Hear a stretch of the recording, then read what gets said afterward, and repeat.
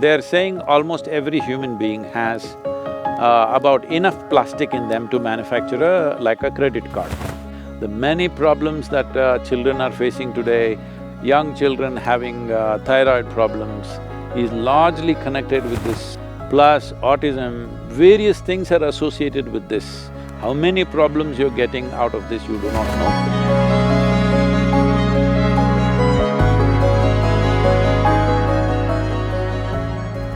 So, Sadhguru, majority of your work is towards sustainable solutions, but also a lot of your work is to raise human consciousness. What role can an individual or small businesses, communities, societies can play? See, these are not two different things. Human beings living consciously and sustainable solutions are not two different things.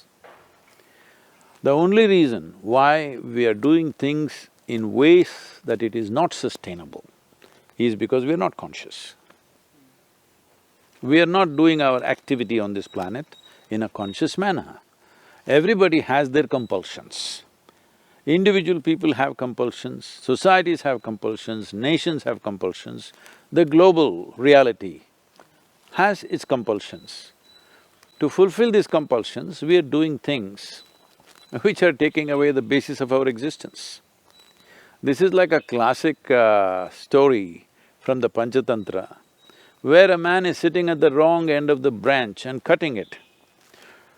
He is going at it because he wants to be successful, but when he succeeds, he will fall. That's where we are. We are doing this kind of silly activity. When we succeed, we will fall. Right.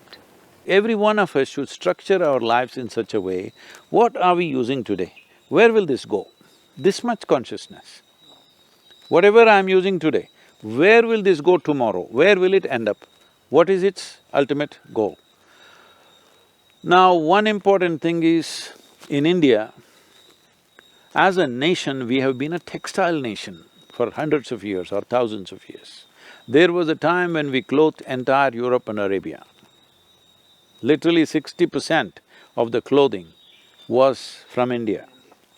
Nobody made exquisite clothing like this on the planet, even today. Nobody can make something like what you're wearing, all right?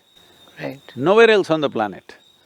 Because these skills won't happen overnight. This is not something you can go to a textile course for 4 years and pick it up. This is something innately developed.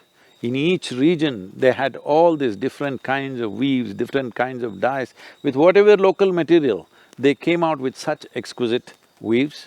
Over 132 weaves, distinct weaves were there at the beginning of this century.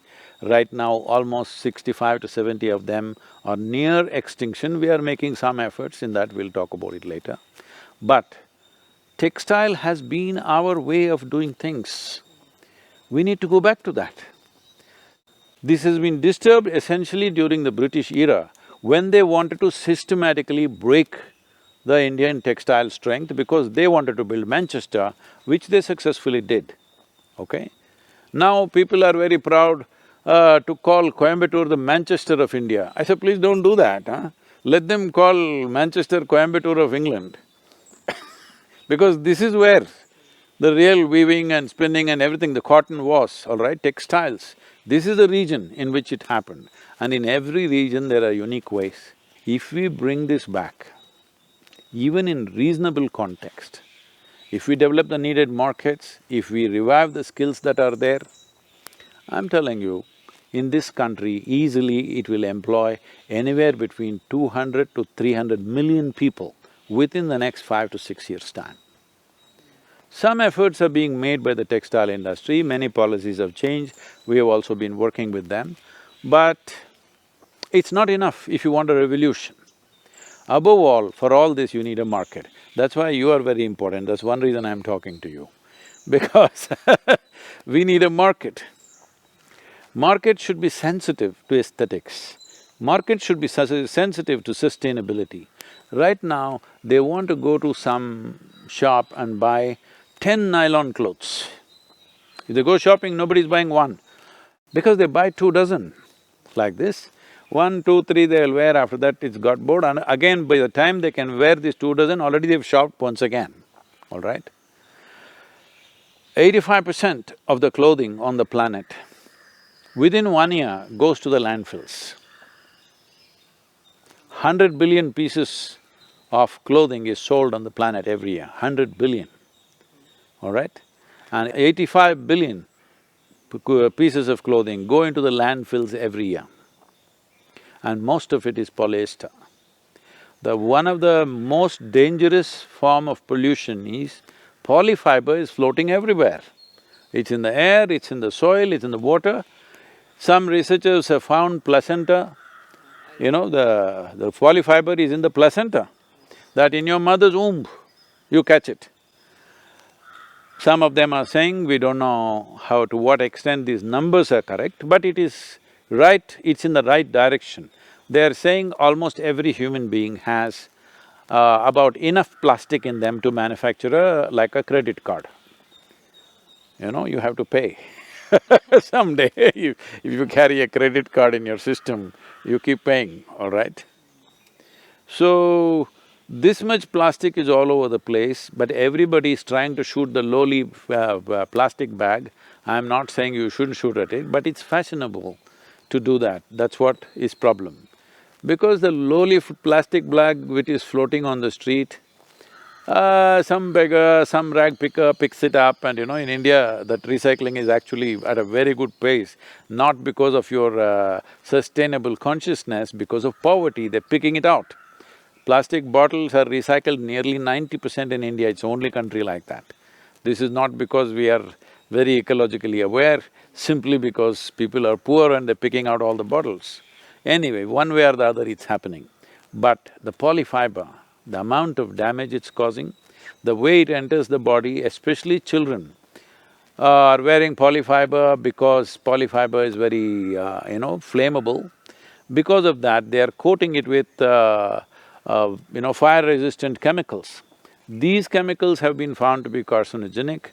The many problems that children are facing today, young children having thyroid problems, is largely connected with this non-flammable chemicals that they are using on the clothes. Plus autism, various things are associated with this. How many problems you're getting out of this, you do not know, but for sure, many problems are coming your way.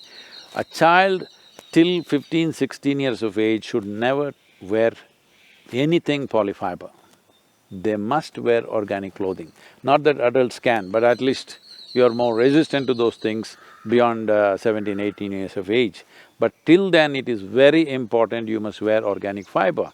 But now the problem is, how many clothes do you have?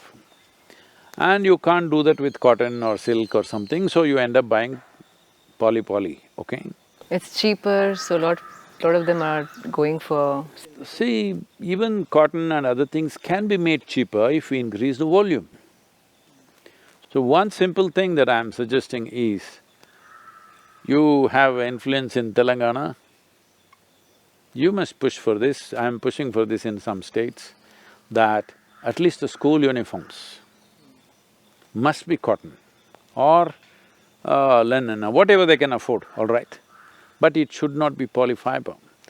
You cannot recycle, only 1% is being recycled because nobody uses this polyfiber just as it is. It is always mixed in a complex mix to get various textures and whatever. So you can never recycle that complex material. If it was just pure nylon or pure polyfiber, we could have recycled it. You cannot recycle it because it's mixed with various other things, so recycling is not possible. Only 1% of the polyfiber that you're using in terms of clothing is being recycled. Rest is just going into nature. And it's coming back to us in so many different ways. A credit card in your heart